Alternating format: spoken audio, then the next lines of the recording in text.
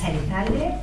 Como algunos ya sabéis, vamos realizando conferencias en el ámbito jurídico-psicológico a los efectos un poco de informar sobre esos aspectos y poder también ilustrar sobre estos asuntos. La conferencia que nos ocupa hoy, el título de la conferencia serían los problemas que surjan en el proceso de separación y alternativas de solución. Es decir, intentaremos dar unas pautas, una guía para analizar y para daros esos instrumentos y recursos para que en todas estas situaciones que se crean en el proceso de ruptura tengáis esas vías para poder buscar una solución lo más adecuada posible. El objetivo un poco de esta conferencia sería, por una parte, informar pues, de los conceptos más importantes que pueda haber o más esenciales en proceso de ruptura, ofrecer esas estrategias y vías para poder solucionar los problemas que vayan surgiendo y también resolver las dudas que tengáis que bueno, pues os puedan plantear en referencia a estos temas. Es importante también que sea interactiva, es decir, que todas estas cuestiones que os pueden preocupar, nosotros, tanto Marisol Ramoneda como yo, os las podamos también resolver. Entendemos que hay dos bucles o dos ámbitos importantísimos que tenemos que sobre todo tratar. El primer bloque sería intentar construir una realidad post-ruptura y el segundo bloque sería sobre todo buscar en el proceso de ruptura el interés del menor. Por lo tanto, con estos dos ámbitos y con estos dos objetivos de intentar daros esas herramientas para crear un proceso de post-ruptura lo mejor posible y buscar el interés del menor, vamos a empezar esta conferencia. Y para los que no me conocéis, yo soy Silvia Cuartecasas, abogado, especialista en Derecho de Familia, Violencia Doméstica y Defensa del Menor. Llevo 29 años de ejercicio y colaboro desde hace unos cuantos años con Marisol Ramoneda, que ya se presentará. Hola, buenas tardes. Soy Marisol. No sé si se oye. Vale. Soy psicóloga y mediadora, experta forense y coach en temas de familia y temas de cambios y sobre todo de ruptura. Como ha dicho pues Silvia, colaboro con ella desde hace unos cuantos años. Empezaremos pues dando muy rápido unos cuantos datos de cómo está el panorama. Estos datos son del mes de septiembre del 2016. Entre divorcios, separaciones y nulidades hay 96.500 cada año. Un 75% de los divorcios se han resuelto de mutuo acuerdo. Este es un dato que va incrementando con el paso del tiempo. Ahora unos 4 años, pues de mutuo acuerdo había un 67% en el 2011. ¿Qué puede ser importante aquí? Pues que cada vez también incrementa el número de matrimonios o de parejas en los que uno de los dos o ambos pues son extranjeros. Y por otro lado también va incrementando al tanto por ciento de custodias compartidas que se dan. A día de hoy, en el 2015 es de un 25%, en el 2011 pues estaba alrededor de un 15%, aunque sabemos que cada caso y cada familia es un tema particular.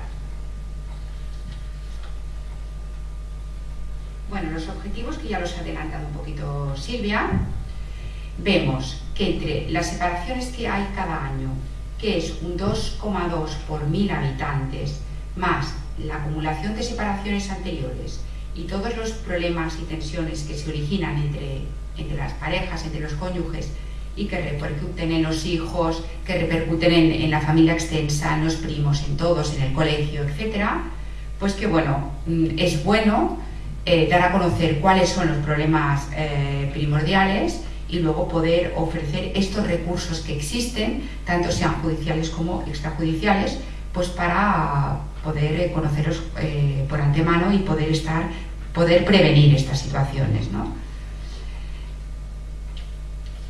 Por lo tanto, los objetivos pues son estos: identificar estos problemas y luego informar de estos recursos. Ahora daré paso a Silvia, que empezará ella a comentar estos temas porque en general los problemas pueden venir de varias partes, ¿no? Falta de información, por eso ahora ella os informará de una serie de conceptos básicos. Pueden venir de la confusión de derechos y deberes que tiene cada padre, pueden venir también de la falta de habilidades, lo que se llaman capacidades o habilidades parentales. Pueden venir también de miedos y creencias erróneos, tipo el niño es mío, tipo otras, y de sentimientos y emociones disfuncionales que aparecen en los momentos tan importantes como es una separación o ruptura, ¿no? De todo esto, pues al final, ¿qué pasa? Que incide en el bienestar o malestar del niño, y esto es lo que intentaremos evitar. Con esto ahora Silvio explicará unos conceptos básicos. Sí, en el momento que se da una separación o ruptura, o que se va a dar, pues hay un corte en esa relación de convivencia, y entonces debemos pensar en este momento qué vamos a construir o cómo vamos a organizar esta situación que nos viene en ese momento. Hay una serie de conceptos fundamentales cuando hablamos del menor dentro de la separación o dentro de la ruptura. Debemos saber y distinguir dos conceptos jurídicos básicos, que es patria potestad y custodia. Son dos conceptos que generalmente se mezclan o se pueden llegar a solapar, pero que es fundamental saber el significado, tanto jurídico como práctico, de cada uno de ellos, para que de esta forma, al tener esta información, poderlos también poner en práctica de la mejor forma posible. La patria potestad son las relaciones jurídicas que hay entre padres e hijos y que vienen derivadas de la filiación. Es decir, la patria potestad viene por ser progenitor, es decir, por ser padre biológico de un menor.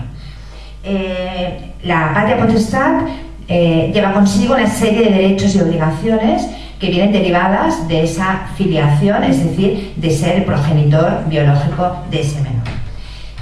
Los derechos, ¿qué derechos tiene? O qué derechos vienen derivados de la patria potestad? Pues los derechos derivados de la patria potestad es poder participar en las decisiones importantes de la vida de nuestro hijo, en poder, por ejemplo, pues, estar presente o poder opinar en la elección del colegio, una operación quirúrgica, un cambio de domicilio, etc. Y luego también hay unas obligaciones que vienen derivadas, pues también de ese vínculo de filiación. ¿Qué obligaciones hay? Pues hacer frente a las necesidades económicas del menor y también a las afectivas, es decir, tener ese vínculo y ese apego. En general, la patria potestad es compartida, es decir, ambos progenitores tienen esa facultad, de patria potestad. Pero hay casos en los cuales pueden surgir una serie de problemas o circunstancias irregulares en los progenitores que puede dar lugar a que se rompa o que uno de los progenitores pueda no tener esa patria potestad. Tienen que ser problemas, que para que se prive a un progenitor de la patria potestad, problemas o circunstancias de gravedad, como tales, pues una adicción muy fuerte, un recto ejercicio de las funciones parentales, etc.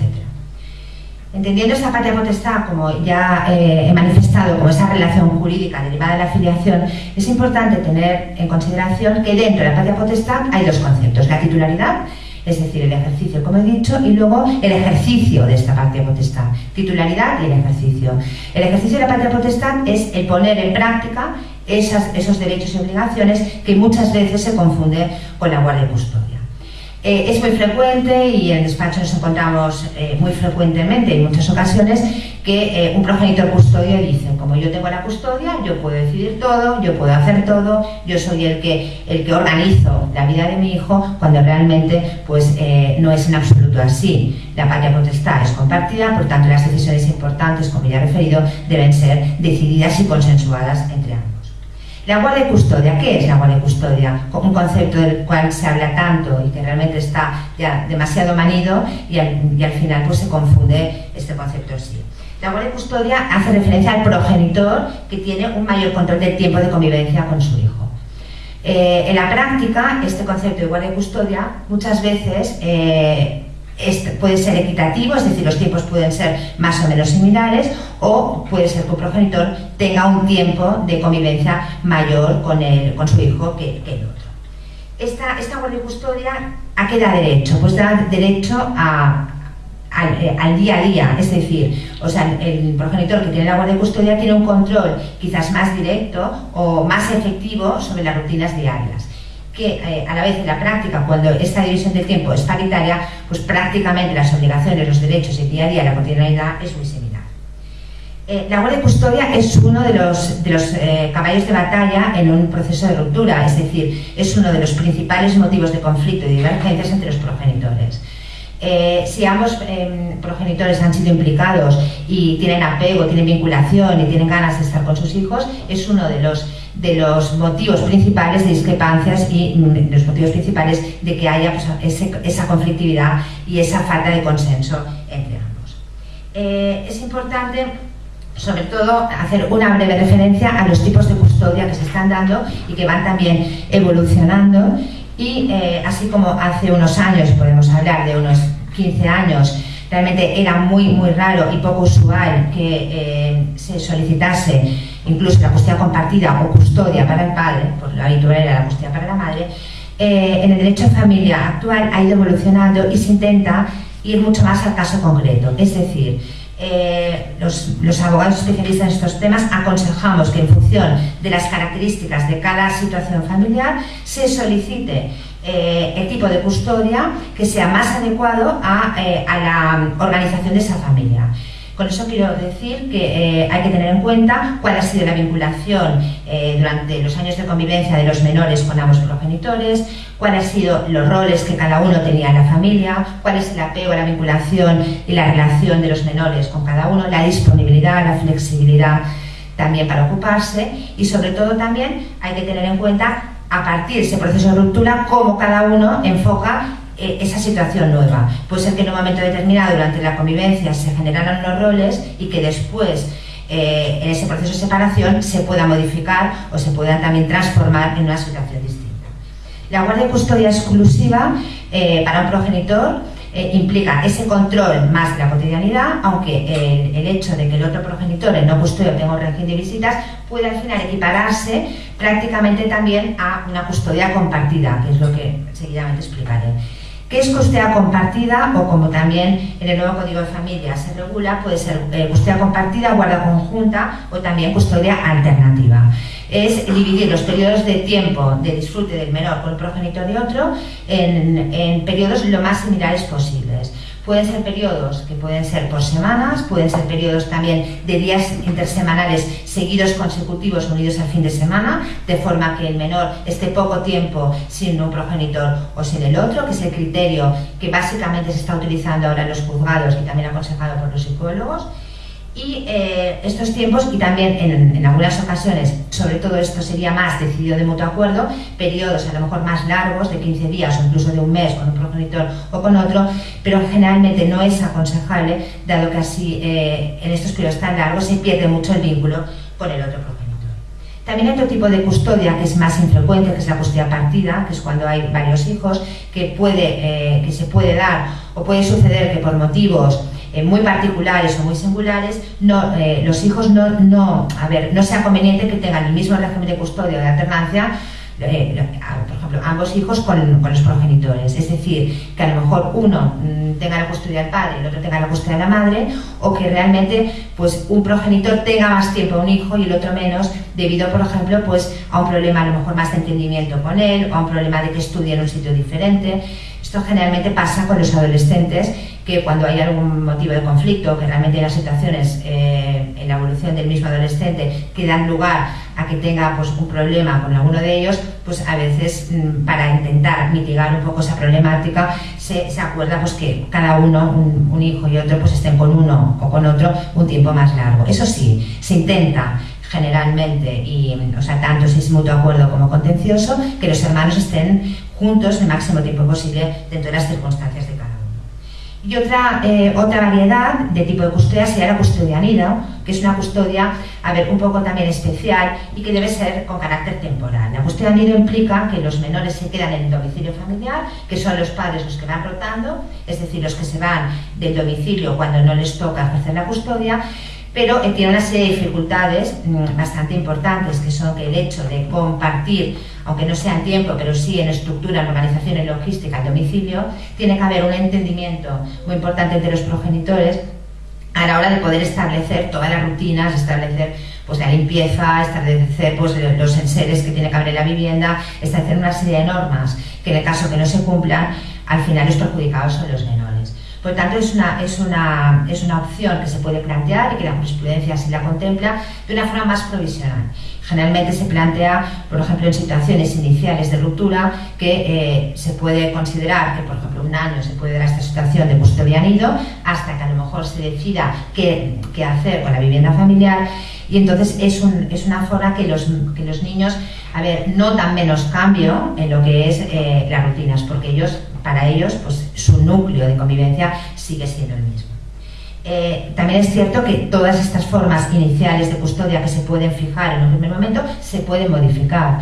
Esto implica que al ver o al ir desarrollándose cualquier tipo de estas custodias, puede ser que funcionen o no funcionen, o que realmente haya cambio de circunstancias que dé lugar a que este régimen de alternancia pues se deba modificar en el tiempo. Es decir, cuando se acuerda cualquier tipo de organización en relación a los menores, no es para siempre. O sea, hay una serie de circunstancias que se pueden ir sucediendo y que darán lugar a que sean necesarios estos cambios. Por lo tanto, debemos, ante todo, en cualquier tipo de estas custodias que pensemos que es la más adecuada, pensar en primer lugar en el menor, pensar en primer lugar que lo más importante es que el niño note el menos cambio posible, es decir, que el niño pueda mantener al máximo esa estructura que tenía antes, y sobre todo que no pierda el vínculo, que no pierda el apego que tenía con sus progenitores y también con las familias extensas.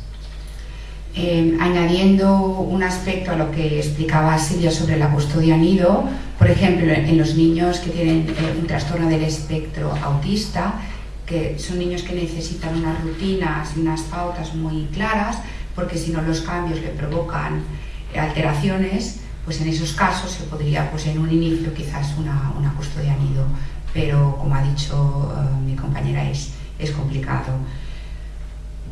Pasaremos a hablar de los aspectos psicológicos, que en un momento de ruptura influyen mucho, porque están las emociones, la rabia, la culpa, el miedo al nuevo escenario. Todo esto actúa de filtro y va a influir en decisiones que deberían ser más racionales, pero dadas las circunstancias, pues hay que tenerlas en cuenta, porque van a influir y lo que interesa es que las decisiones que tomamos pues no las tomemos por una impulsividad o quizás por estar en un momento bajo, ¿no? Por ejemplo, motivo de ruptura. El motivo de ruptura es muy diferente que haya un desamor progresivo o que sea un tema pues, más de golpe o repentino, por ejemplo, al aparecer una tercera persona. El hecho de entornos compartidos también influye que, una cosa es pues, que dos personas convivan y estén juntas en ese ámbito familiar o doméstico, pero si además comparten otros aspectos, como sería el tema laboral, que estén trabajando los dos, bien sea en la misma empresa o que uno esté contratado por el otro en su empresa, a la hora de la ruptura eso va a generar pues, más discrepancias y posiciones diferentes y teóricamente más conflicto, ¿no? Si no se llega a acuerdos. Quién lo comunica y cómo lo hace. Pues nos hemos encontrado en casos pues que después de 10 años de convivencia, de 15, llegas a casa y te encuentras una nota: me lo he llevado todo, adiós. O adiós por teléfono o por WhatsApp. Claro, esto es muy duro, no tienes tiempo, no tienes opción, ¿no? a decir nada, a comunicarte. Por otro lado, normalmente la persona que lo comunica, siempre pueden ser los dos, pero en el caso de que sea una que lo anticipe, pues normalmente a nivel psicológico esa persona ya ha elaborado un duelo anterior. Igual lleva un año o dos dándole vueltas al tema, qué hacer, no sé si soy feliz, no sé cómo lo voy a enfocar, cómo lo voy a comunicar, cómo me voy a organizar. Entonces, podemos decir, ¿no?, que esa persona, ese progenitor, está un poquito adelantado con respecto al otro. Por lo tanto, sentimientos de tristeza o miedo a lo mejor a este cambio ya los habrá considerado, ¿no? Eso va a crear unas desventajas entre los dos. Puede sentirse más culpable, pero por tomar la decisión, pero el otro, pues a lo mejor está en una depresión, ¿no?, cuando ocurre todo esto, y sus decisiones pueden no ser tan acertadas, ¿no?, debido a ese momento emocional. Los rasgos de personalidad de las personas también influyen. Pues si uno es impulsivo, pues a lo mejor en un momento en que se está negociando o hablando, pues tomará unas decisiones o no sé, se enfadará o gritará o dirá una serie de amenazas que igual no las piensa, pero estarán allí, ¿no? En el caso de que una persona sea poco asertiva en el sentido, por ejemplo, pues de que sea más pasiva, ¿no? De que no defienda sus derechos, pues ¿qué va a pasar? Pues que dejará que el otro decida más y a lo mejor, bueno, no, como si dijésemos, no luchará tanto, pues a lo mejor por sus deberes también y responsabilidades, ¿no? Y el otro quizás tendrá más ventaja. Pues el hecho de que a lo mejor uno sea narcisista, ¿no? Y se quiere centrar en sí mismo, pues ¿qué pasará? Que esa persona tendrá poca empatía, pero poca empatía hacia el otro padre y poca empatía también hacia los niños, a qué es lo mejor para ellos.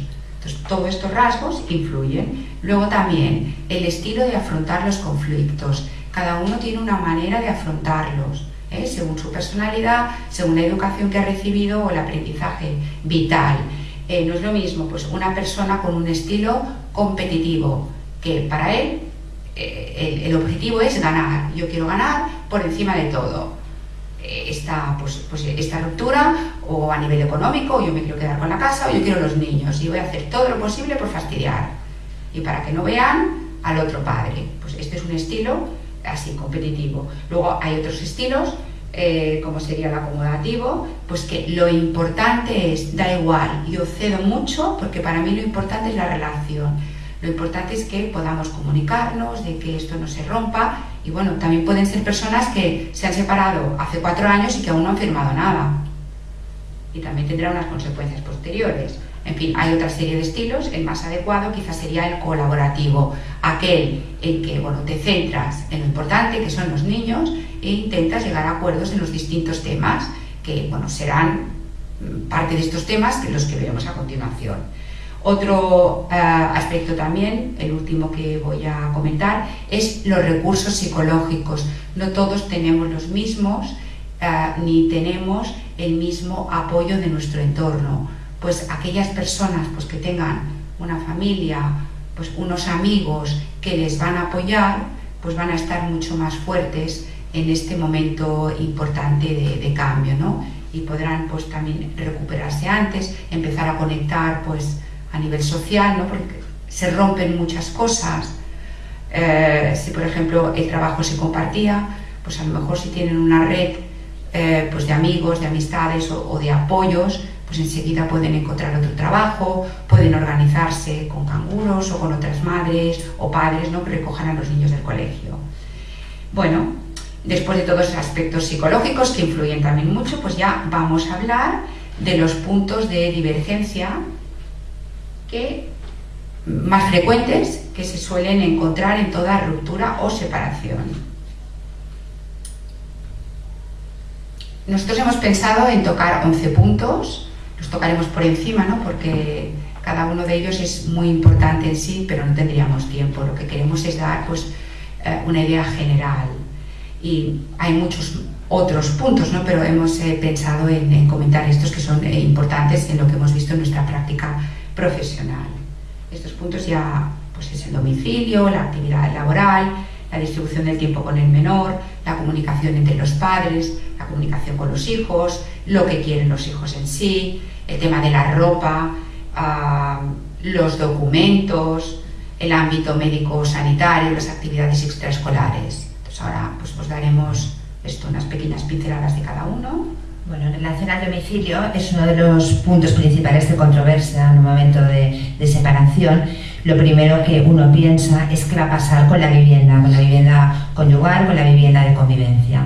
El tema de quién se va a atribuir la vivienda es un tema fundamental, dado que también está muy condicionado luego también a la atribución de la custodia.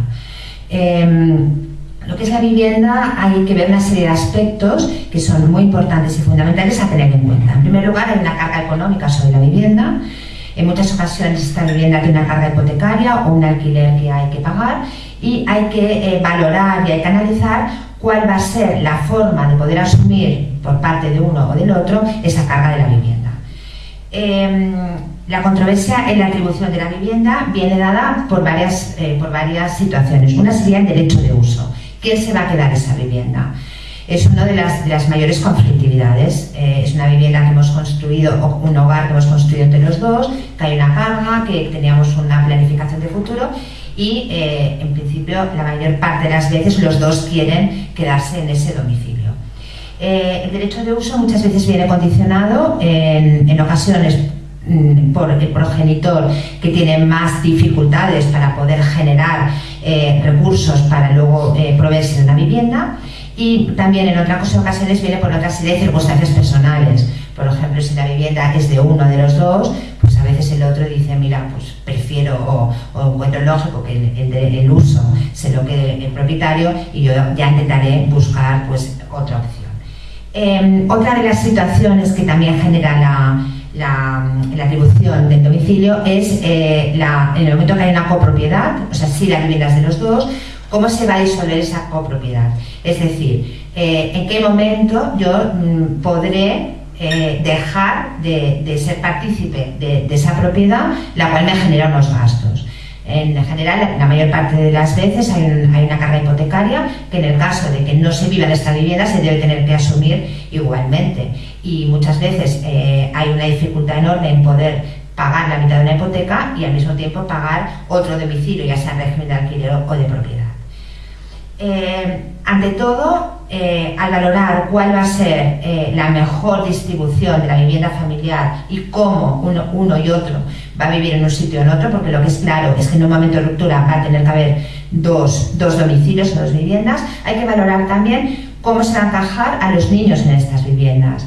Lo ideal, lo deseable, lo mejor, lo óptimo sería el que ambos progenitores pudieran tener viviendas lo más cercanas posibles y que pudieran tener unas condiciones bastante parecidas en una y en otra.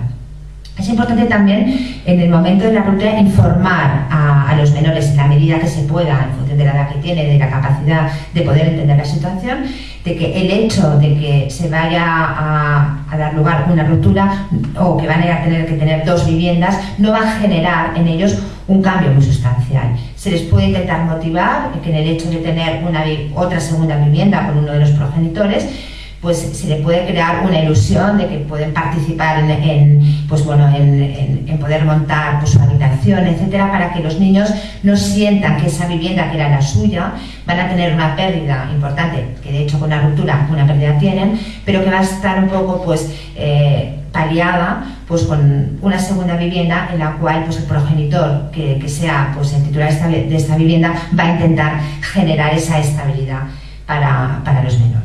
Es importante también tener en cuenta que muchas veces también se dan casos en que un progenitor quiere irse a vivir lejos o incluso irse a vivir fuera de la provincia o incluso en el extranjero, y también en este caso pues hay una serie de problemáticas que deben intentar resolverse, sobre todo también el domicilio, como ya he referenciado, condiciona bastante el régimen de visitas y la custodia. ¿Qué soluciones o qué debemos contemplar antes de fijar cuál va a ser el domicilio de uno y otro? Ante todo, tenemos que valorar todas las opciones que hay. Tenemos que elegir pensando que se pueda cumplir, es decir, que de forma logística y con el día a día y con el trabajo que cada uno tenga, el vivir en un sitio o en otro se pueda cumplir. Y sobre todo, intentar no excluir al menor de esta decisión. Es decir, valorar que el hecho de elegir un domicilio u otro, el menor pueda mantener de la forma mejor posible las rutinas que llevaba hasta este momento. Es decir, que pueda mantener el centro escolar, que pueda mantener las actividades extraescolares que tenía, que pueda mantener las relaciones de amistad que también tenía hasta este momento, que la relación con las familias extensas pues también las pueda mantener en la mayor medida, y que el niño, pues en función un poco, como ya he referenciado, de la edad que tenga, pueda también él saber y tener más o menos esa seguridad de que ese cambio de domicilio a un segundo domicilio no le va a suponer pues un cambio muy drástico en su vida. Como ya también he manifestado antes, otra de las opciones también es importante, es que el niño, tanto en domicilio como en otro, pueda tener unas condiciones de habitabilidad lo mejores posibles. ¿Qué quiere decir esto? Si hay mucha diferencia entre, producida por un tema económico entre un domicilio y el otro, el niño se puede sentir pues realmente que a lo mejor el sentimiento que puede tener hacia un progenitor o hacia el otro es un sentimiento que se puede basar más en un tema económico, en un tema material, que en un tema afectivo. Con esto quiero decir que si un progenitor se tiene que ir a una habitación compartida, un piso compartido y no puede tener el niño ni una habitación para él, pues realmente, claro, esa diferencia tan sustancial entre un entorno y otro puede provocar en el niño pues que quiera estar más con un progenitor, cuando realmente no es que el menor tenga más vínculo con ese con el que quiera estar, sino que las condiciones que están dando lugar a esta separación pues están un poco también condicionando la relación con un progenitor y con otro. Por tanto, es importante buscar la estabilidad de entornos y siempre, como es mucho más óptimo intentar llegar a un acuerdo o a un convenio en esta situación, porque el juez muchas veces lo que vaya a decidir pues tampoco va a ser de nuestro agrado. Otro punto importante en referencia al domicilio y que es objeto de una conflictividad enorme es el empadronamiento. Tanto en régimen de guardia y custodia compartida, sobre todo, en régimen de custodia exclusiva, ya se entiende pues, que el menor está empadronado principalmente en el domicilio del progenitor custodio, pero en caso de custodia compartida se genera una conflictividad importante porque ambos quieren tener el empadronamiento, quieren tener esa posición un poco más ventajosa, poder empadronar a su hijo, y la realidad es que en caso de discrepancia el juez va a remitir o a mediación o que realmente pues haya un acuerdo entre las partes, porque no hay ningún criterio, si hay una distribución de tiempo igualitaria, no hay ningún criterio para que el empadronamiento sea en un domicilio o en el otro. A veces el criterio puede ser un criterio más administrativo, de que sea importante pues para un tema fiscal o para un tema de inscripción en el centro escolar, etc. Pasando de tema, y ya como segundo punto, otro tema fundamental es la actividad laboral de los progenitores. En un momento de separación, en un momento de ruptura, hay que plantearse el ritmo laboral o la actividad que tiene cada uno, si va a poder seguir siendo la misma o vamos a tener que efectuar cambios en el ritmo de trabajo, en los horarios, en la forma de estructurar esta rutina laboral. ¿Por qué? Porque durante la convivencia hay una serie de pactos, de roles, de situaciones, pues de sinergias que se crean dentro de la familia, es decir, de división de funciones.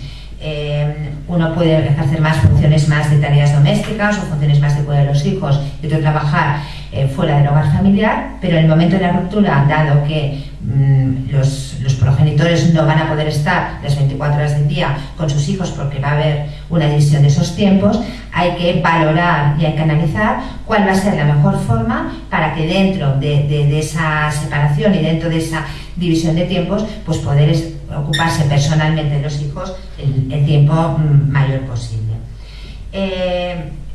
Al valorar cómo organizarse los horarios laborales, también esto va unido a pensar pues, qué opción de custodia queremos solicitar.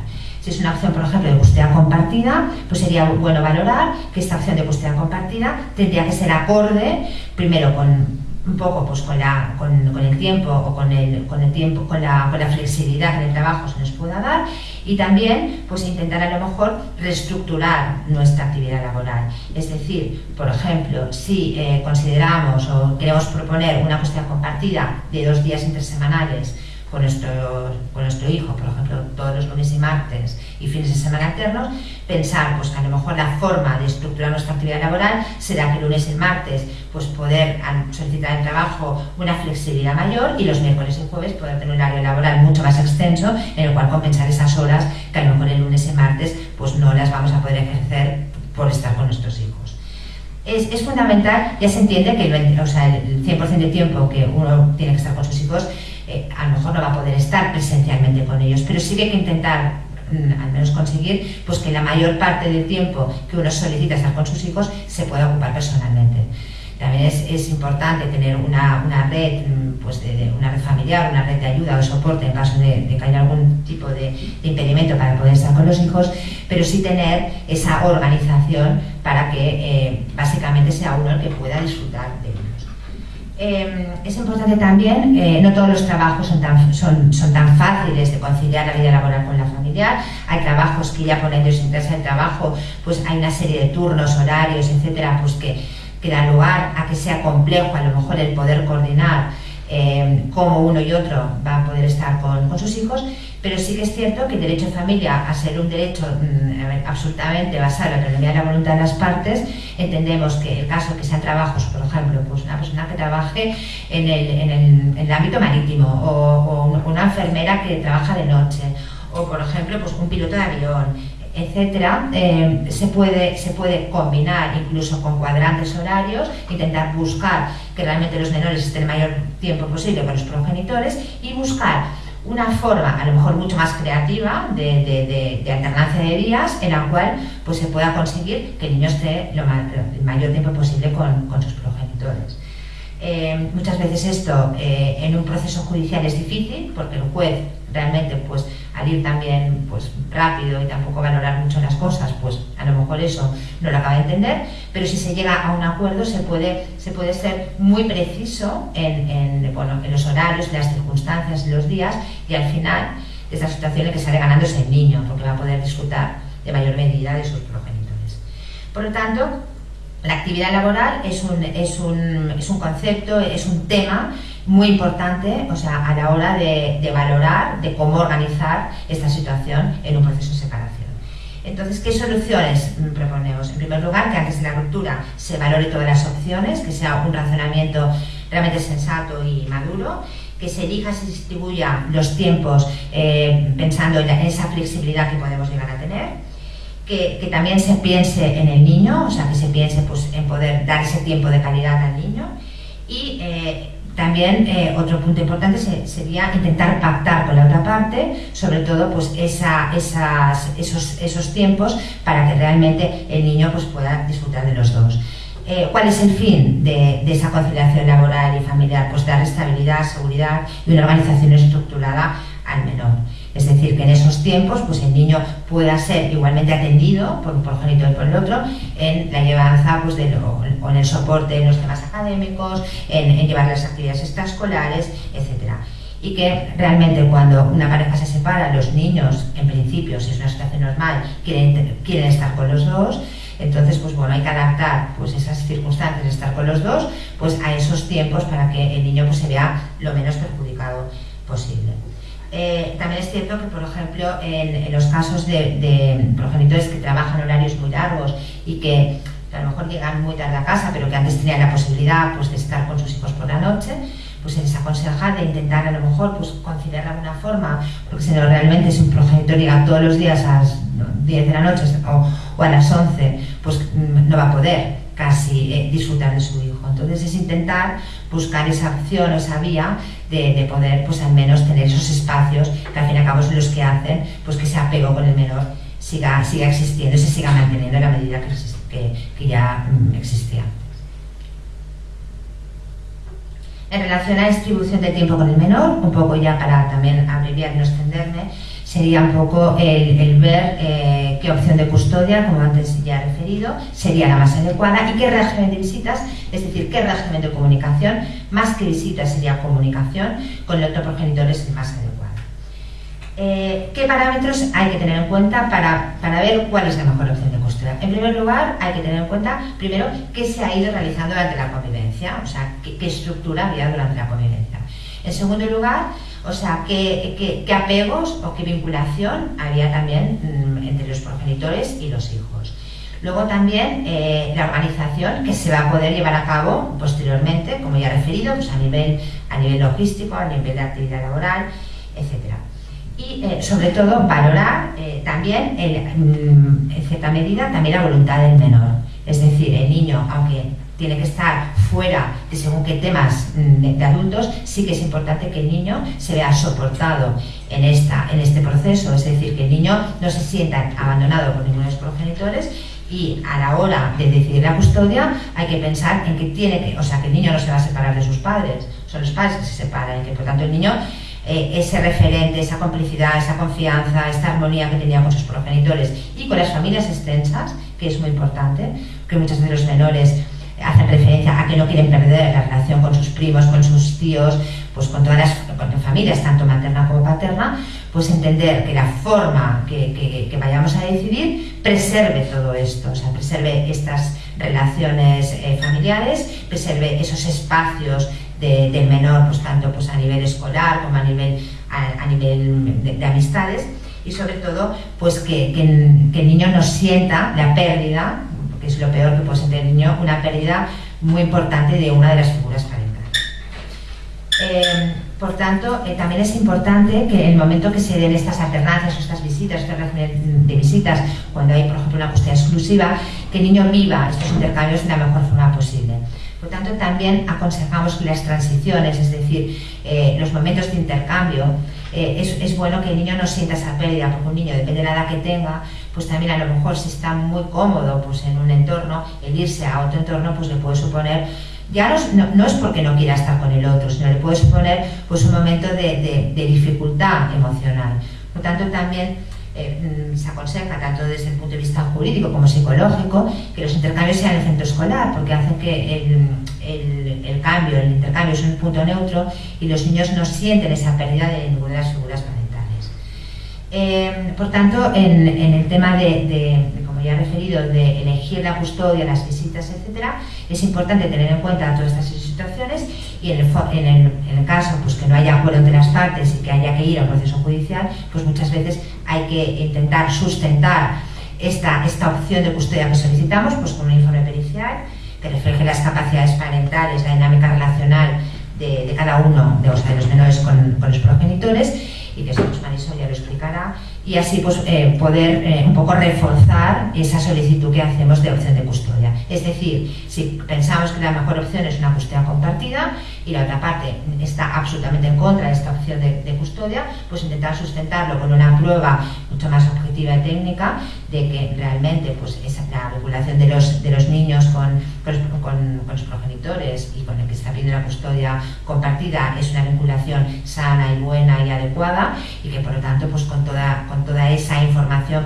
que constará en el informe pericial, sustentar jurídicamente esta solicitud. Entendemos por tanto pues que este tema es uno de los temas, o sea, es el pilar de los conflictos, es decir, quién va a tener la custodia, porque de esta decisión se derivan también las otras, es decir, el tema económico, el tema de distribución de la casa, el tema también pues de cómo se va a distribuir y cómo se va pues un poco a repartir toda la situación. Entendemos por tanto que no hay que perder nunca la idea de que ante todo hay que proteger al menor, pero a nuestro hijo, o sea, no pensar en general, no, mira, lo adecuado en general es esto, no, cuál es mi situación y en el caso particular qué es lo más idóneo.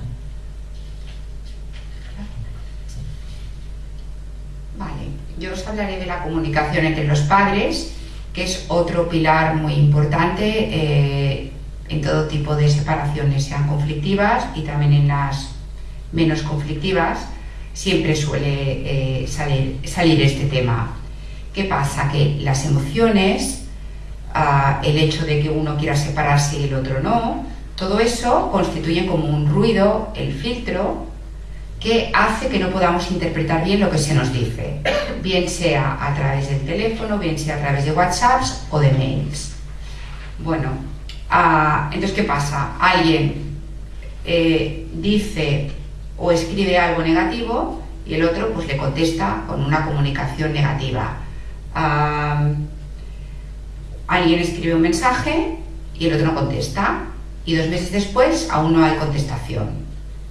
Luego que también, debido a todo el proceso y todos esos cambios, pues que alguien recibe un mensaje y solo ve lo negativo y es incapaz, selecciona solo la parte negativa y no es capaz de ver que hay otra parte ahí positiva. Y esto porque es que día a día nos lo encontramos, ¿no? Fíjate qué mensaje me ha escrito, fíjate qué mail. Ahora yo ya nunca hablo por teléfono porque tiene que quedar todo escrito, porque luego me servirá en el proceso judicial, porque por teléfono me insulta, me amenaza, me no sé, todo. Entonces, ¿qué pasa? Que esto crea muy mal rollo. Os pondré un caso. Yo el otro día empecé una mediación y resulta pues que bueno, el padre había perdido el trabajo y no podía pagar la pensión, y le dice a su hija de 12 años, dile a tu madre, porque como no se hablaban, dile a tu madre que el mes que viene no le voy a pagar. y se olvida. Van pasando 2 meses, 3 meses y de repente le llega una denuncia. La niña de 12 años no le dijo a su madre. Suerte, porque tampoco es su rol de decírselo, ¿no? Pero ya está ahí el niño metido y triangulizado en lo que entre los padres, ¿no? Ya está inmerso en el conflicto, que es lo que sobre todo se tiene que evitar. Entonces, ¿qué pasa? El hombre, está en la mediación, está absolutamente fuera de sí porque le han puesto una denuncia, ¿vale? Y todo esto se va complicando. Entonces, a ver, que tiene que haber cierta comunicación. Muchas veces yo me encuentro que cuando digo de comunicación, pues la gente se piensa que tiene que ser como antes. No, no tiene que ser como antes. La comunicación en estos casos tiene que ser dirigida a informar.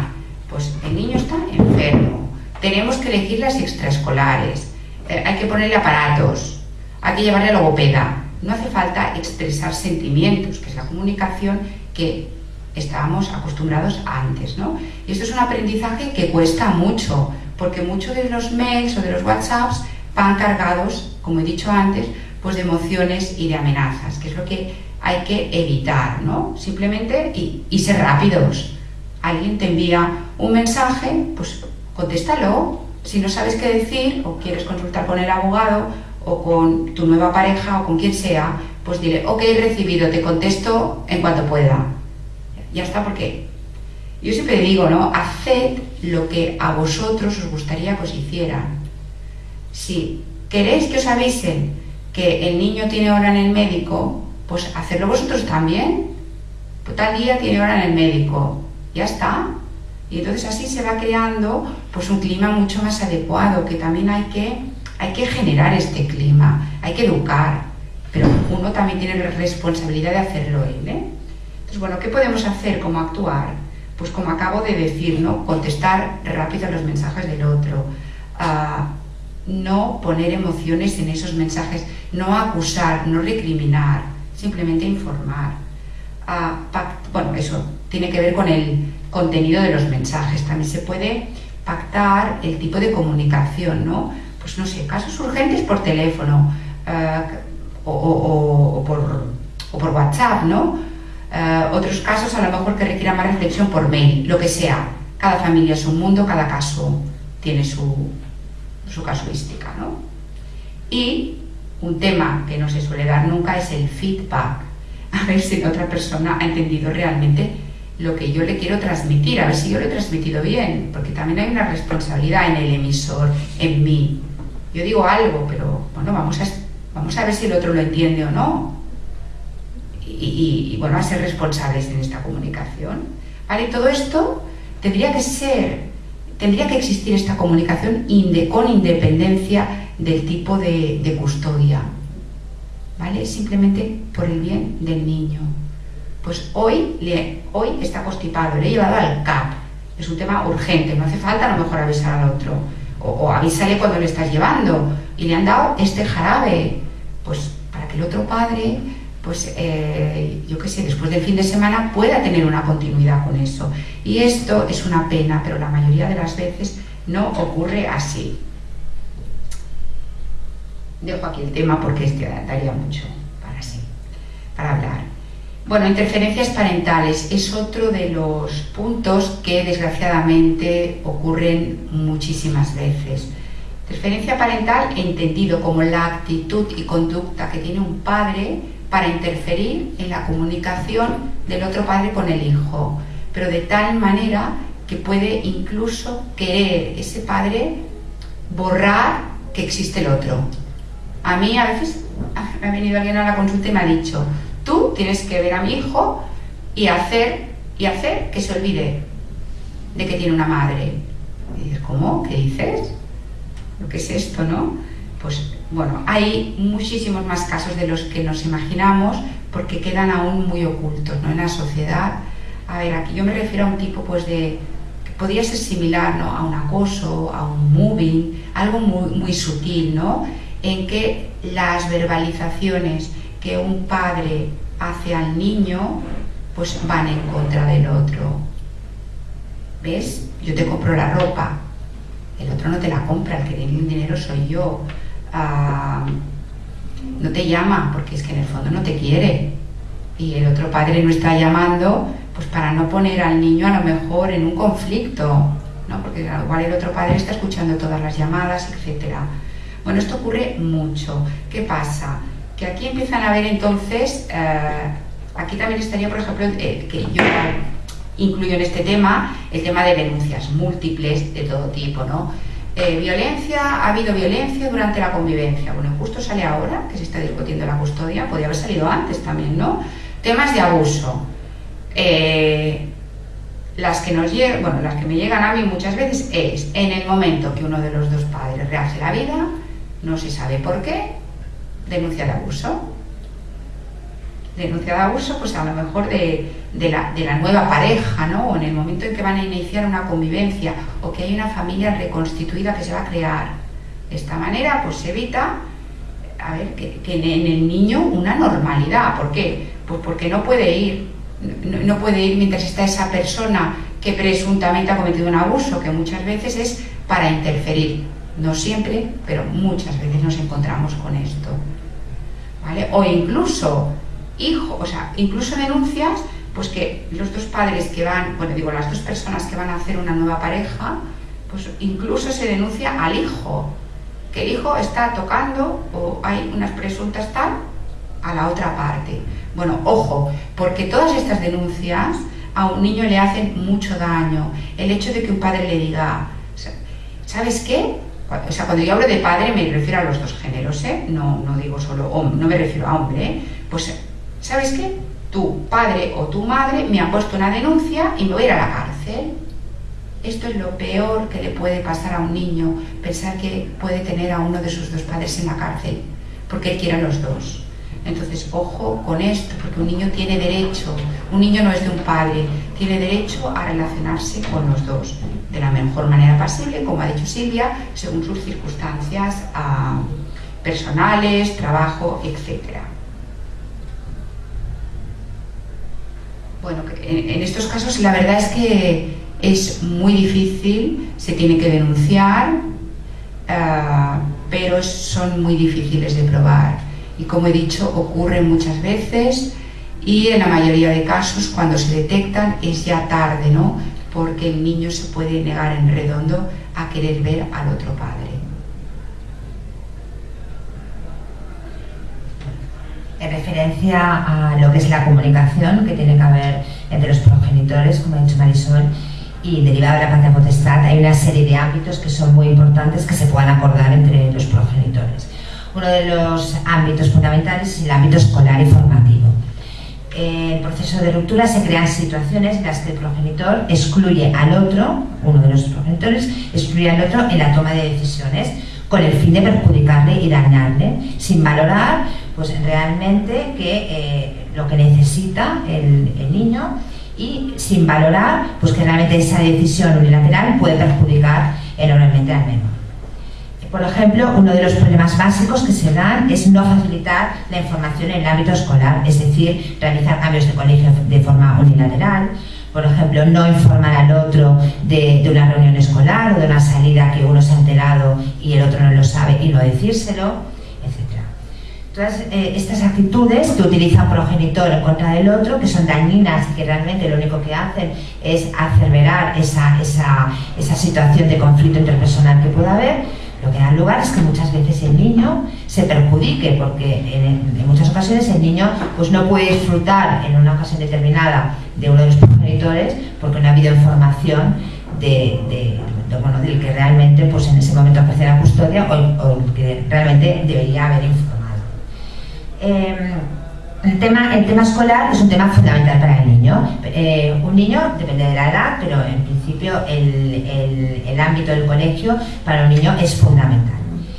Hay muchas controversias en la elección del centro escolar y de hecho se están dando muchos procedimientos judiciales en los cuales los padres no se ponen de acuerdo en la elección del centro escolar o en la modificación de ese centro escolar, y al final tiene que ser el juez el que decida, en función de lo que cada una de las partes manifiesta, pues cuál es la opción de colegio mejor para el niño. Realmente es absolutamente ridículo y muchas veces, yo desde el punto punto de vista de abogado, aconsejo que sean los padres los que realmente de mutuo acuerdo decidan ese ámbito tan importante para el niño que es el colegio, y que no tenga que ser el juez, una tercera persona ajena al ámbito y la cotidianidad del niño el que tenga que decidir por la falta de comunicación y por la falta de entendimiento de los padres. Otro problema básico es la aplicación a nivel escolar, es decir, el poder asistir a sectorías, a las fiestas escolares, a reuniones escolares. Es fundamental, este es un derecho derivado de la patria potestad, y es fundamental que ambos progenitores puedan ejercer esta implicación de la misma forma. Yo siempre recomiendo a padre o a madre que, a pesar de la separación, igualmente soliciten visitas con el tutor, vayan a las fiestas escolares, vayan a los partidos de fútbol o a los partidos de baloncesto de sus hijos, porque es un derecho que tienen y que realmente para el niño es importantísimo que sus padres sigan implicados e involucrados en ese ámbito que para ellos es fundamental. El seguimiento académico, de la misma forma, debe ser realizado por ambos. Muchas veces hay también problemas en los estilos educativos de un progenitor y otro, interpretaciones distintas, pero en el tiempo que un padre y el otro padre tengan al menor, es importante que cada uno con su estilo, con su forma, intente dar ese seguimiento académico a su hijo, y que realmente cuanta más comunicación haya en este aspecto, es decir, si un niño necesita un refuerzo, por ejemplo, que ambos progenitores puedan pactar y puedan acordar cuál es la mejor forma de darlo, porque realmente es totalmente absurdo que las formas o que vaya con un profesor de refuerzo cuando esté con uno, con un profesor de refuerzo cuando esté con otro, cuando lo mejor para el niño es unificar criterios. También es importante reseñar que el centro escolar también tiene obligación de dar información a ambos padres cuando están separados. Esto es así, tiene obligación el centro escolar, pero eso no quita para que los dos padres ellos mismos tengan esa implicación, esa involucración de informarse y de estar presentes en toda la evolución escolar de sus hijos. Otro tema, un caballo de batalla, otro tema de conflicto y que realmente da lugar a muchos procesos judiciales, son las actividades extraescolares. Las actividades extraescolares es muy difícil que los progenitores se pongan de acuerdo, muchas veces hay intereses también económicos, falta de tiempo por un padre o por el otro, y que quieren apuntar al niño a muchas actividades un poco para tenerlo colocado. En este ámbito lo mejor es, como en todos, pero en este también, es llegar a un acuerdo y pensar en el niño. ¿Qué actividades son las que son más adecuadas para él, en función de la edad que tiene, en función del nivel escolar que está, en función también de sus necesidades? Con un niño que por sus características físicas o por sus necesidades necesita a lo mejor tener unas actividades deportivas que dedicarle más tiempo, o por ejemplo hacer más psicomotricidad, etcétera, y que ambos padres puedan ponerse de acuerdo en qué es lo mejor para su hijo y poder pactar esas actividades extraescolares. Es importante que estas actividades extraescolares haya ese consenso, porque en el caso que no haya consenso, muchas veces el perjudicado es el niño. ¿Por qué el perjudicado es el niño? Porque si, por ejemplo, en un régimen de guardia y custodia compartida, los días en que cada padre tiene al niño no son los mismos, es decir, que fuera una custodia por semanas y no hay un acuerdo entre los progenitores en las actividades extraescolares, ¿qué pasará? Pues que el niño a lo mejor una semana no va a esa actividad porque el progenitor que no está de acuerdo no le lleva, y la otra semana sí. Esto que da lugar, por ejemplo, en lo que son deportes de equipo, lo que son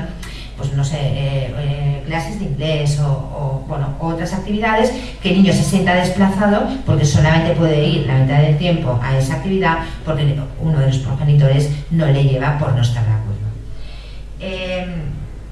Por eso, quizás en estas situaciones de conflicto, a veces se recomienda que si no hay ese entendimiento, que los días de alternancia o los días que un progenitor y otro disfruten de los hijos sean los mismos, porque así quizás será más fácil a lo mejor organizar esas actividades sin necesidad de que la no conformidad del otro pueda perjudicar al menor.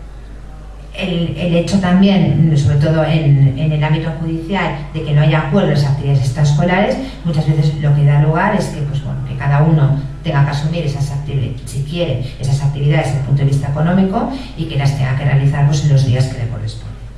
¿Qué soluciones se proponen desde ámbito escolar y ámbito sobre todo formativo?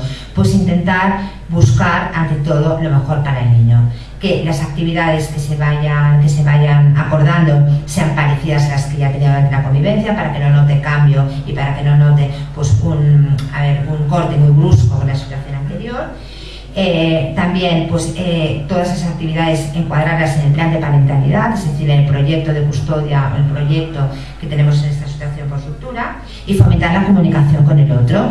Una comunicación absolutamente aséptica, es decir, una comunicación para tratar esos temas logísticos, esos temas de horario, rutinas, hábitos, etcétera, del niño, porque el niño se beneficiará esa comunicación entre los padres.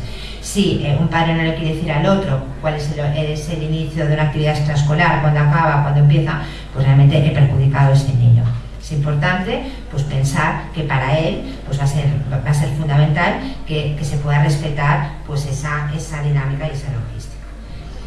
También es importante pues, que el niño vea esa presencia de sus padres en el ámbito escolar. Si, por ejemplo, tenemos casos, y en España tengo bastantes, en que hay progenitores, pues uno u otro, que limita el que pueda ir un padre pues, a hablar con otro, o es que hay una fiesta de canastontas y que no vaya el otro padre. Estas situaciones, a ver, que luego el colegio tiene que resolverlas pues, con sus asesorías jurídicas, pero ya de entrada esta actitud es negativa, porque ante todo el niño tiene que sentirse que sus padres pueden participar en sus actividades, ambos, y que puede pues, bueno, disfrutar de la presencia de sus padres. También, a pesar de ese proceso de ruptura, hay que tratar las circunstancias particulares del niño. Y hay muchos conflictos con recursos, con situaciones que muchos niños pueden requerir de forma especial, es decir, pues niños que pueden necesitar un logopeda, que pueden necesitar un tratamiento psicológico especializado, que pueden a lo mejor necesitar un tipo de horarios diferentes porque tienen dificultades de aprendizaje, etc. Hay que intentar que esas divergencias que pueden haber entre los padres no perjudiquen al niño, e intentar, pues si un niño necesita un logopeda, ante todo, lo importante es que lo tenga, o sea como sea, y no poner palos en la rueda para que ese logopeda no llegue nunca. Es realmente el número de procedimientos judiciales que se están dando en la actualidad, de controversias de patria potestad, es decir, de decisiones que tienen que tomar los padres, de elección pues, del psicólogo, elección del logopeda, del centro escolar, han ido en aumento. Cada vez hay más dificultad en que los progenitores sean capaces de poder decidir de mutuo acuerdo esas cuestiones tan importantes. Pues un poco esas herramientas serían, en el caso, otra herramienta importante aquí, en el caso de que no hubiera ese consenso, pues a lo mejor recurrir a una tercera persona, a un mediador, bueno, incluso a veces entre abogados, pues intentamos realizar esa labor un poco de acercamiento para que estas cuestiones tan del día a día pues puedan ser las más adecuadas para ese niño y que no tenga que ser el juez el que diga no, ahora vamos a decidir eso porque lo digo yo, sino que los padres puedan gestionar y que puedan llegar pues a crear esa red, ¿no? Esa red del día a día, esa red de cotidianidad que es más idónea para su hijo, también teniendo en cuenta sus circunstancias particulares. Os voy a hablar del tema médico-asistencial, que también es uno de los puntales, ¿no? Donde se producen muchos problemas. Algunos de ellos serían, pues, duplicar las visitas. No sé, al niño pues, le duele un hueso, pues yo lo llevo a un traumatólogo y el otro lleva al otro. Que hay que ponerle aparatos, yo le llevo a un dentista, el otro lleva a otro. Y a ver, el niño se pasa entonces el tiempo en los médicos y cada médico tiene su librillo y su forma de enfocar el problema, y entonces nos podemos encontrar, aparte de victimizar al niño, de que le están diciendo dos cosas diferentes y que los padres no se ponen de acuerdo. Y parece tonto, pero es que no se ponen de acuerdo ni aunque sea un tercer dentista. Esto ocurre, como también ha comentado Silvia, pues con el logopeda, con el pediatra, con todo esto. Luego, ¿qué nos encontramos también? Pues que alguien quiere tratamiento tradicional de medicina y el otro quiere homeopático. Problema. Que uno quiere comer vegetariano y el otro no. Problemas en el comedor escolar. Porque uno de los dos padres lleva una receta de un médico conforme ha dicho que su hijo no puede comer nada. Entonces, y los comedores no están preparados para estas cosas. Pero bueno, unos líos. Entonces el niño cuando va a una casa come una cosa, cuando va a la otra va a la otra. Cuando va a una toma bolitas, cuando el otro va al Dalsin. Bueno, muchos líos que no tienen... Es que es un poco ridículo. Pero bueno, y que muchas veces hablando pues se podría incluso combinar las dos cosas. Otro tema, urgencias, operan al niño. Competitividad, a ver quién duerme esa noche con el niño, porque quien duerme con él es mejor padre. Ya está, es que es otro. Pediatra. Vamos a pedirle ahora al pediatra, pues 2 días antes la cambiamos, vamos 1 hora antes, entonces cuando el otro padre va, el niño ya ha salido de la consulta. Bueno, hablando el otro día con una asistenta social, me decía, no sabes cuántos casos hay en pediatría que no están relacionados con problemas reales de los niños, sino que vienen de su separación y que vienen aquí los 2 padres y que toda la consulta que teóricamente era para el niño consiste en peleas. El niño está así, no, en mi casa no está así, será la tuya porque yo te he dicho que no. Follones. Otra, también típica, psicólogo. Un niño no puede recibir un tratamiento si no es con el consentimiento de los 2 padres. Pero bueno, pues resulta que uno le lleva a un psicólogo, pues el psicólogo no avisa al otro padre, tiene solo una visión de la situación, que muchas veces el problema del niño viene provocado por estos temas tan conflictivos, ¿no? O simplemente porque tiene que expresar que está en un cambio, que sus padres se han separado, que a no le guste, tiene que dar patadas y pegar y morder al compañero de clase.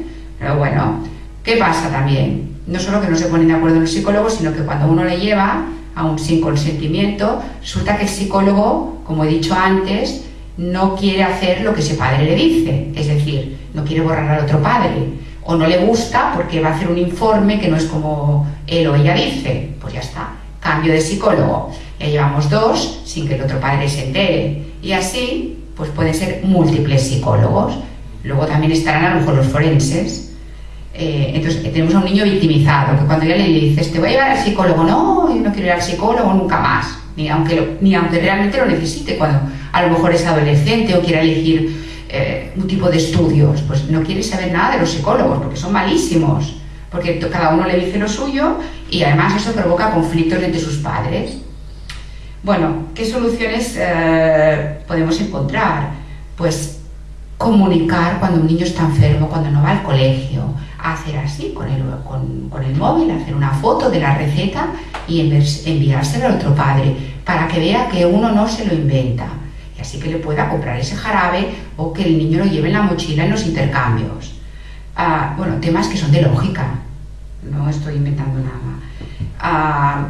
Casos que hay niños que tienen que ir a muchos profesionales, al logopeda, pues esto, al psicólogo, que tienen que ir al médico para reeducación, pues bueno, vamos a dividirlo, que un padre se ocupe de unas cosas y el otro se ocupe de otras, y ya está, es para todos, y además mucho mejor luego para la vida personal, ¿no? Para que los 2 están implicados y se dividen las funciones. No sé, pero aquí saldrían muchos más temas, pero vamos a dejarlo aquí para pasar al siguiente, que es la comunicación con los hijos. Comunicación con los hijos, que nos encontramos también, tanto Silvia como yo, es que llamo por teléfono y el niño no deja que se ponga. No llamo y no cogen el teléfono. Es que ponen el altavoz. Es que el otro padre llama 3 veces cada día al niño y entonces el niño no puede desconectar y no puede estar conmigo y pasar este tiempo de calidad. Todo esto son consultas múltiples y calcadas, ¿no?, de una a otra, ¿no? Pues resulta que de repente el niño, de no tener ningún móvil, tiene 2 móviles y cuando va a una casa tiene que coger uno, cuando va a otra tiene que coger la otra, el otro móvil. ¿Qué más hay? Problemas de comunicación. Pues toda esa interpretación, ¿no?, que hay ahí, realmente a veces llamas y el niño está viendo dibujos animados y no le apetece nada hablar contigo. Entonces, no interpretes que es el otro padre que te está haciendo la vida imposible. Hay veces que sí, también tengo que decirlo, pero otras veces es que no le apetece hablar al niño. Entonces, bueno, pues se puede pactar una serie de horarios y poner incluso en el plan de parentalidad, que luego explicará Silvia, llamar una vez al niño es suficiente. Bueno, en verano también, no hace falta. llamar tantas veces, ¿no? Y no hace falta lo que muchas veces ocurre. Oye, ¿verdad que me encuentras mucho faltar? ¿Verdad que estás muy triste? ¿Verdad que no te dan bien de comer? Que al final el niño, ¿qué quiere? Pues que su padre esté contento. Sí, no como mucho. Sí, te encuentro mucho faltar. Claro, estamos allí no dejando que ese niño sea libre, por favor. Intentemos evitar todas estas cosas que se producen también con mucha más frecuencia que la que sería deseable. Muchos líos de quién paga el móvil. Pues no sé, que eso se quede claro ya en los gastos. Como yo le pago, pues entonces el niño a ti no te llama, tienes que llamar tú. ¿Pero qué es esto? No sé. Cuando los niños son pequeños, hay padres muy graciosos, ¿no? Que es que mi hijo tiene 5 años y me tiene que llamar. No le tengo que llamar yo, tiene que ser él. Y entonces piensas, pero a ver, si es que a lo mejor ni se acuerda de ti cuando está en otra casa, que está haciendo los deberes, que está jugando con la pastelina, pues o bien le dices al otro padre que por favor haga un esfuerzo y que llame y pasa al niño, o llámale tú, pero no pidamos imposibles, ¿no? Adecuemos las cosas a cada edad. No llamemos, intentemos también que cuando llamas a un niño y está en un coche y encima te ponen el altavoz, el niño no habla. El niño dice sí, vale, no acusemos a preguntas al niño. ¿Y dónde estás? ¿Y qué haces? ¿Y te han bañado? ¿Y te han puesto el lacito rosa? Y bueno, si no quiere hablar, pues no sé, expliquémosle nuestras cosas, que también es otra manera de mantener el vínculo, ¿no? Y intentemos que esa comunicación exista, ¿no? Que el padre que esté con el niño, fomentar que al menos pues una vez al día o 10 minutos, tampoco hace falta una hora, porque hay llamadas que son de una hora, pues bueno, que sea normal, normalizar todo esto y no utilizar, pues ahora tengo todo el registro de llamadas que le voy a dar a mi abogado, porque así sí quedará probado que yo he llamado y el otro no ha cogido y ya está, ¿no? Ya tenemos otro documento que estará ahí en el expediente judicial. En fin,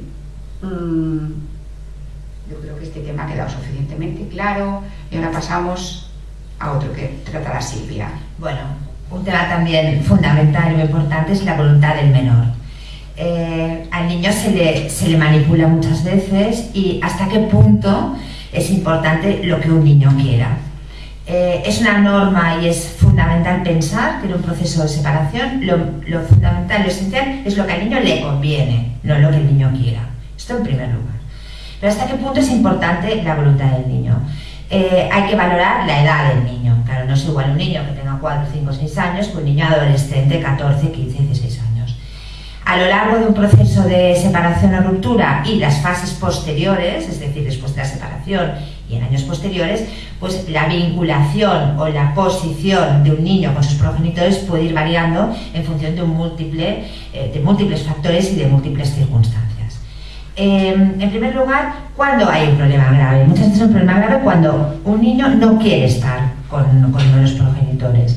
¿Pero por qué no quiere estar con uno de sus padres? Pueden ser dos motivos. Uno, que realmente haya un motivo de peso, que realmente haya una razón, que realmente haya pues, un problema de entendimiento, que haya un rechazo provocado por una circunstancia X, o que no sea así, o que realmente lo que ha pasado es por una manipulación, unas influencias negativas del otro padre, ese niño pues no acepta la figura del otro, pero no porque tenga ningún problema realmente real, sino por una serie de comunicaciones o de mensajes inducidos por el otro. Entendemos, por tanto, que esa voluntad del niño hay que analizarla muy bien. Hay padres o a veces madres que dicen, no, es que mi hijo no quiere ir con su padre. Bueno, yo pregunto, a ver, ¿no quiere ir? ¿O tú has facilitado que vaya? ¿Tú le has dicho pues que le toca este tiempo y que realmente pues que tiene que ir con él? No, yo como dice que no, le digo que no. Hombre, a ver, hay que valorar por qué dice que no, hay que entender que el niño no puede elegir, o sea, en muchas circunstancias, y entonces, a ver, si el niño dice que no quiere ir al colegio, evidentemente nosotros le vamos a forzar a ir al colegio. Pues si no quiere ir con el otro progenitor, hay que orientarle y hay que intentar facilitar y sobre todo pues esa comunicación con el otro. Esto no se dice para que en situaciones sí que realmente pueda haber dificultades o que pueda haber motivos que hay que analizar. Cuando un padre ve que realmente puede haber una situación conflictiva con el otro, en primer lugar es proveerse de algún tipo de asesoramiento o algún tipo de análisis para saber que realmente exista esto. A lo mejor es bueno pues hacer un análisis psicológico al niño o valorar si realmente esa dificultad que dice que tiene con el otro es realmente esta, ¿no? Una pregunta clave que se nos hace continuamente en el despacho es ¿a qué edad mi hijo puede decidir vivir con un progenitor o con otro? La respuesta es que hasta los 18 años no puede decidir. Esta es la respuesta general, porque hasta los 18 años hay custodia, hay patria potestad y por lo tanto el niño está condicionado pues, a la estructura de custodia y de relación de patria potestad entre ambos progenitores. Pero ¿cuál es la realidad? O sea, la realidad es que aunque sea hasta los 18 años, hay edades de adolescencia, de 14, 15, 16 años,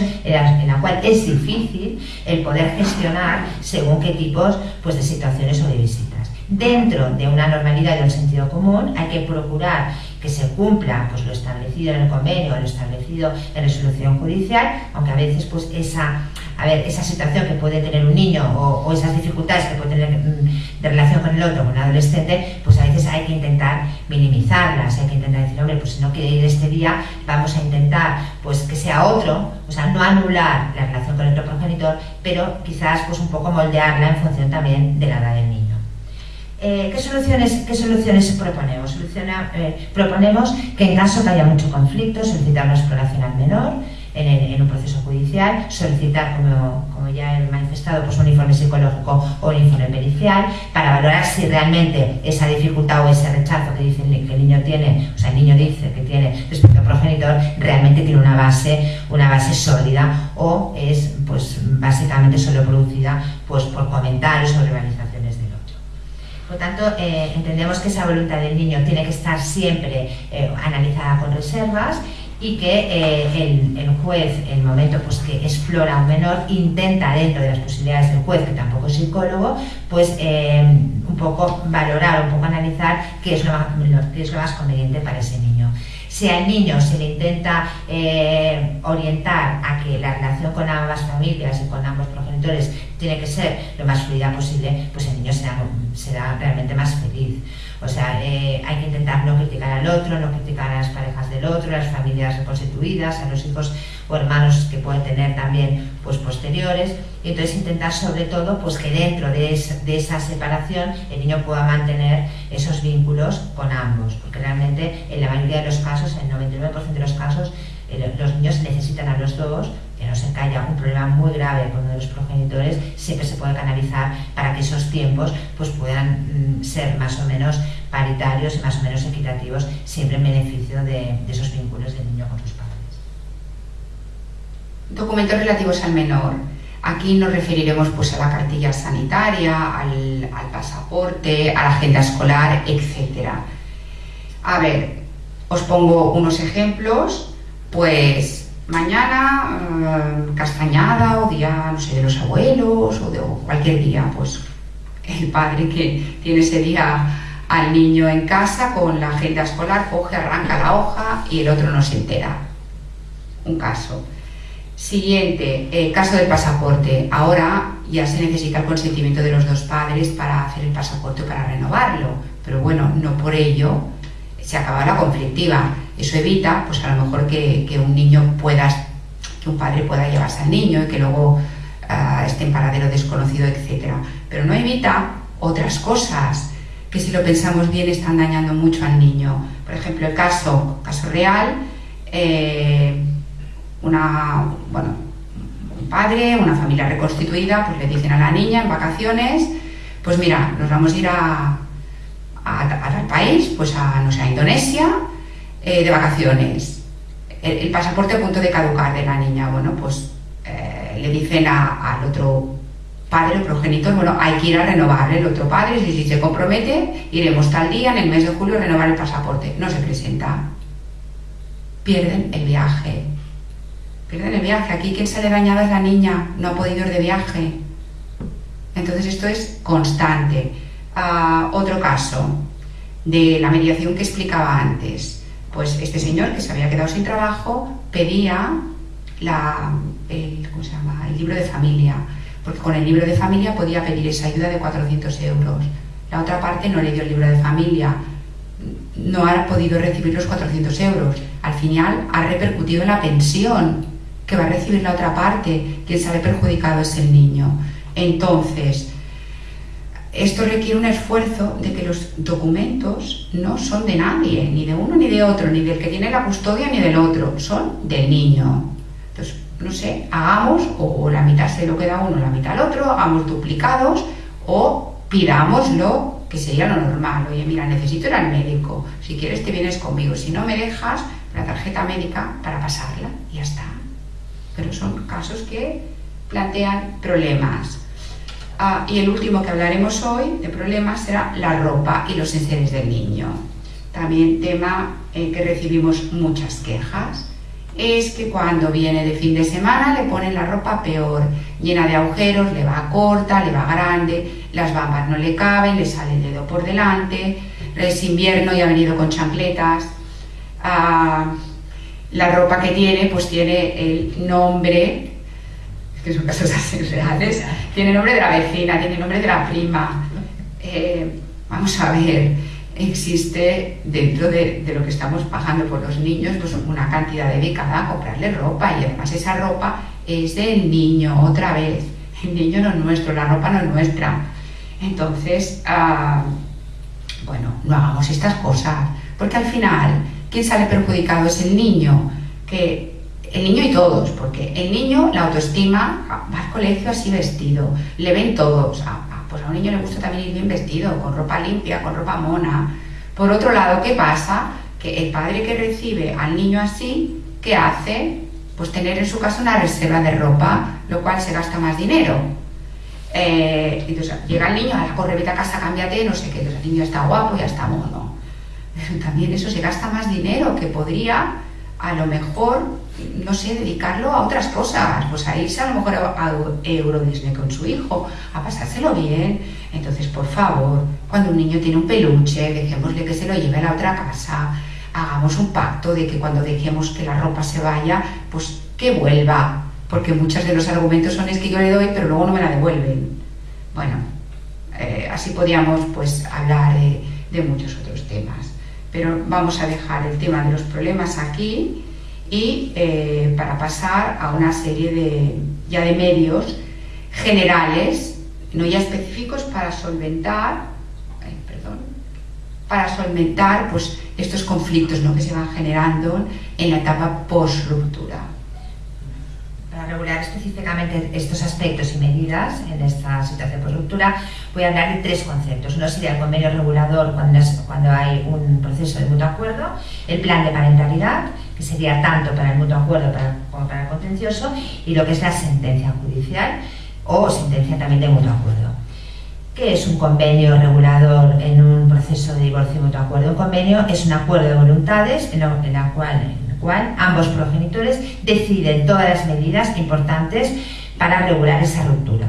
En el caso que haya niños, pues bueno, para regular la ruptura de las relaciones que se derivan de los progenitores y también en relación al menor. ¿Qué es fundamental para evitar problemas, de todos los problemas que hemos ahora manifestado que existen y muchos más? ¿Qué es fundamental en un convenio regulador? Es fundamental ser lo más detallista posible en este convenio, es decir, ir al máximo detalle para poder regular al máximo las medidas que queremos establecer. En concreto, ¿qué es lo que se debería regular? Pues al máximo los horarios de intercambio, por ejemplo, de los niños, los periodos vacacionales con horarios, con fechas, etc. Los días de alternancia, por ejemplo, días festivos a quien le corresponde, los puentes escolares, etc. Cuanto más regulado esté toda esta operativa, menos posibilidades de conflicto. Si realmente luego la relación entre los progenitores es tan buena que no hace falta mirar este convenio porque se ponen de acuerdo y porque flexibilizan y porque ellos mismos son capaces de entenderse, pues perfecto, se deja el convenio en el cajón. Pero si no, es mucho más fácil el tener una pauta porque está muy claro, hasta que el día, pues las vacaciones las tiene uno o las tiene otro. Si nos encontramos muchas veces en el mes de agosto en que bueno, es un caos. El convenio puede poner la mitad del tiempo con cada uno. ¿Y qué es la mitad del mes de agosto? Que acaba el 15 a las 9 de la mañana, el 15 a las 20 horas, el 16 por la mañana, nadie sabe nada, y si no hay entendimiento, el perjudicado es el niño. Puede perderse un viaje, puede perderse un plan, puede perderse pues una situación que puede ser beneficiosa para él. Luego también es importante porque si hay conflicto y el convenio queda abierto, tampoco se sabe cómo interpretarlo. Por ejemplo, si en un convenio se dice el padre puede estar con su hijo todos los días de la semana cuando el otro progenitor quiera, esto es cero, porque si el otro no quiere, es cero. Y yo le digo convenios que me dicen, no, tengo un convenio estupendo, puedo ver a mi hijo cuando quiera. Bueno, ¿y qué es cuando quiera? Cuando el otro quiera, pero si no quiere, que es lo que suele pasar, pues es cero. Entonces, claro, es muy importante, al menos regular, cuándo será esa relación con el otro padre, o sea, padre o madre, porque si no, en caso de incumplimiento nos encontramos en que no se puede ejecutar. Otro tema importante en un convenio para regular, el tema económico. Tiene que quedar muy claro, por ejemplo, pues cuál es la contribución económica de cada progenitor. En caso de que haya una custodia exclusiva del progenitor no custodio, lo que tiene que pagar, que quede clara la cantidad, que se tiene que actualizar con el IPC, que incluye esa cantidad. Yo intento en los convenios ponerlo muy claro, que los gastos ordinarios pues es escolarización, comedor escolar, mutua médica, etcétera, para que quede muy claro. Y luego también el tema de los gastos extraordinarios, por ejemplo, que quede muy claro qué incluye, para que aquí no haya malos entendidos y luego nadie sepa lo que se tiene que pagar o nadie quiera pagar porque piensa pues que no está incluido o lo que fuera, ¿no? Entonces es muy importante en el convenio detallar, por ejemplo, que los gastos extraordinarios son los gastos médicos no cubiertos por la Seguridad Social y Mutua Médica, ponerlo lo más detallado posible, pues que puede ser el logopeda, ortopedia, ortodoncia, óptica, etcétera, para que en caso de discrepancia esté absolutamente todas las partidas clasificadas y que no haya conflicto. El convenio además también es importante regular, por ejemplo, pues el tema del uso de la vivienda, el tema de la disolución del condominio, o sea, cuanto más detallado esté, nos evitaremos procesos sucesivos y también nos evitaremos pues una conflictividad, unas divergencias con el otro. El plan de parentalidad, ¿qué es el plan de parentalidad? El plan de parentalidad es una figura que apareció con el Código Familia Nuevo del año 2010 y que realmente es un proyecto que va incluido en el convenio, en la resolución judicial, de cómo cada progenitor va a ejercer la custodia o cómo ambos van a ejercer la custodia. El plan de parentalidad es el plasmar el compromiso que cada progenitor va a tener en relación a esa ruptura.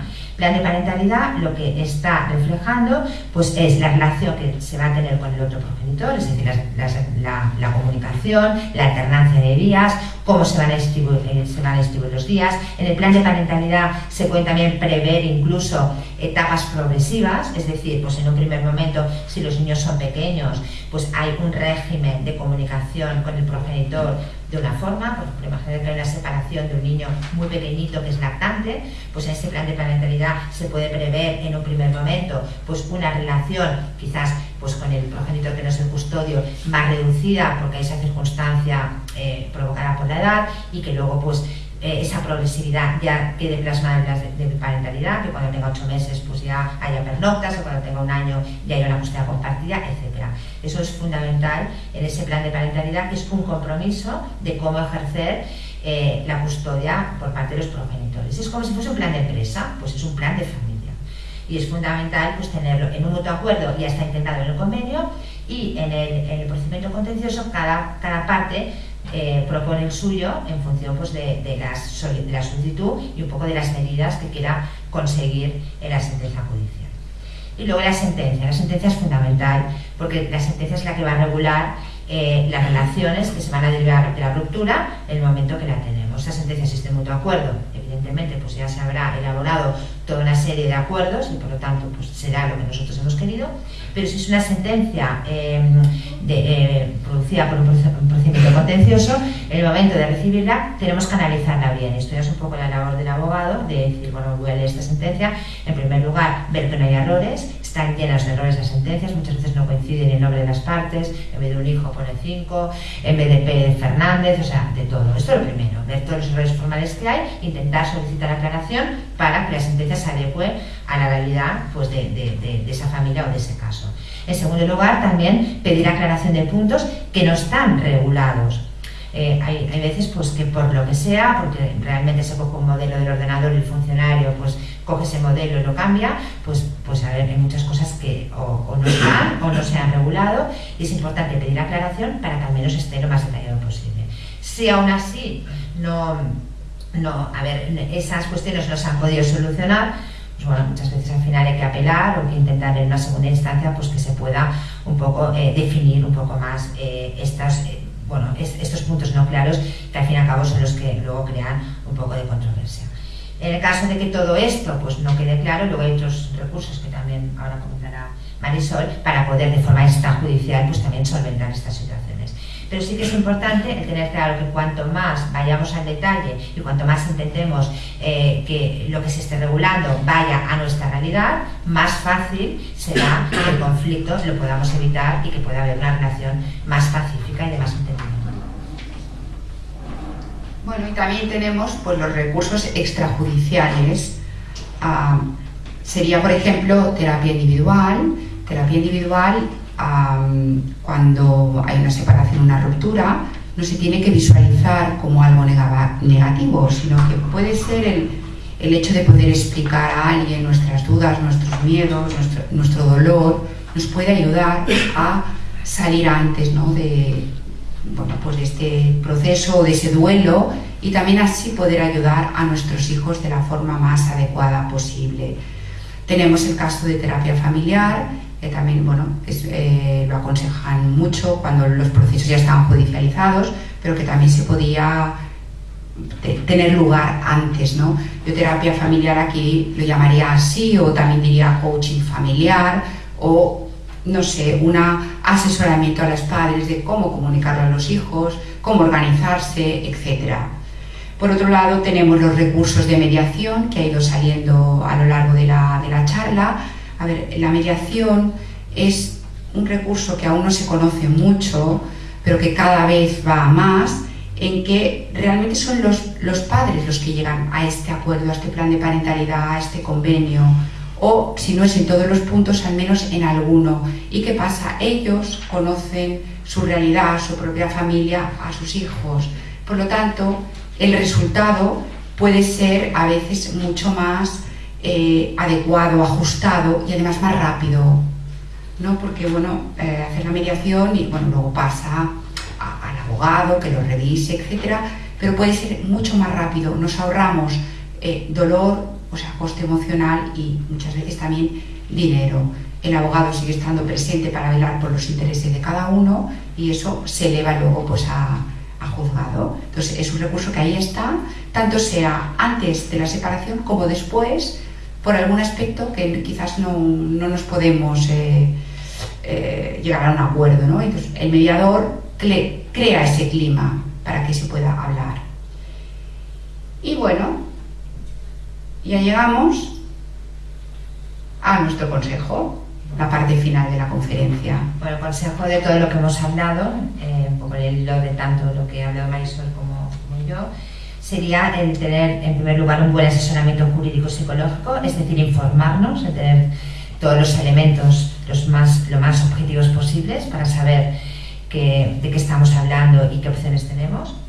Concretar al máximo todos los acuerdos que lleguemos para evitar conflictos, malos entendidos y problemas, y que con este detalle pues intentemos regular de la forma pues mejor posible todo ello, y así pues se evitará pues que haya esas fricciones y esa falta de entendimiento. Es muy importante la comunicación para poder llegar a esos acuerdos y para poder llegar a esos matices dentro, por ejemplo, de un convenio.